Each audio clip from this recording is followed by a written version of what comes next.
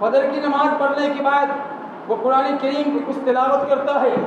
قرآن کریم کی تلاوت کرنے کے بعد وہ مارکیٹ میں یا بازار میں کھر جاتا ہے, روزی روٹی کی تلاش میں نکل جاتا ہے. جو کام کرنے والے کام کرنے چلے جاتے ہیں, جو مزدور ہیں وہ مزدوری کرنے کے لیے چلے جاتے ہیں, جو بزنس مین ہے تجارت والے وہ تجارت کے لیے چلے جاتے ہیں. یہاں تک کہ وہ جب تک شام کو واپس آتے ہیں مزدوری کرنے کے بعد اس کو جو مزدوری ملتی ہے 300 روپیہ ہو یا 400 روپیہ ہو یا 500 روپیہ ہو, جو مزدوری ملتی ہے وہ مزدوری لے کر گھر آتے ہیں. گھر آتے آتے راستے میں مارکیٹ سے بازار سے کچھ سبزیاں وغیرہ خرید کر لاتا ہے. لانے کے بعد اپنی بیوی کو حوالے کر دیتا ہے, اے میری بیوی یہ سبزی لو پکاؤ. اس کے بعد وہ سبزی پکائی جاتی ہے. وہ آدمی کہتا ہے اپنی بیوی سے تم سبزی بناؤ, میں مغرب کی نماز ادا کر کے آتا ہوں. مغرب کی نماز پڑھنے کے لیے وہ آتے ہیں. مغرب کی نماز کے بعد وہ جب وہ اپنے گھر تشریف لے جاتے ہیں تو اس کی بیوی دسترخوان لگاتی ہے.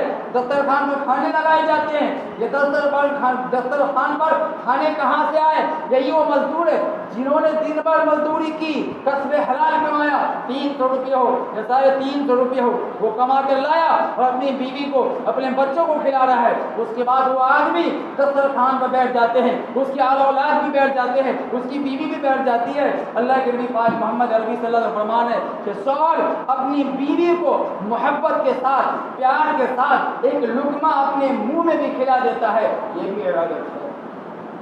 اپنے بیوی کو پیار سے محبت سے ایک لقمہ کھلا دینا, منہ میں ڈال دینا, کسب حلال کا, یہ بھی عبادت میں شمار ہوتا ہے میرے بھائی. یہاں تک کہ اللہ کے نبی پاک محمد عربی صلی اللہ علیہ وسلم نے فرمایا صحابہ کرام سے کہ تم اپنی بیوی سے جو مجامعت کرتے ہو اس میں بھی ثواب ہے, یہ بھی عبادت ہے.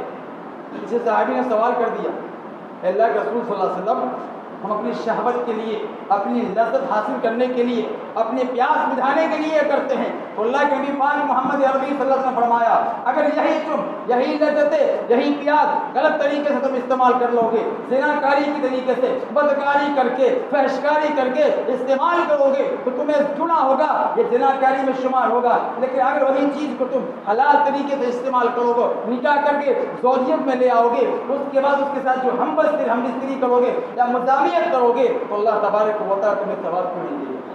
اپنی بیوی کے ساتھ مجامعت کرنے میں بھی یہ عبادت کے اندر شمار ہوتا ہے. اللہ تعالیٰ اس کو بھی ثواب دیتا ہے. عبادت کو ہم لوگوں نے محدود کر دیا مسجدوں کی محراب تک, نماز تک, روزے تک,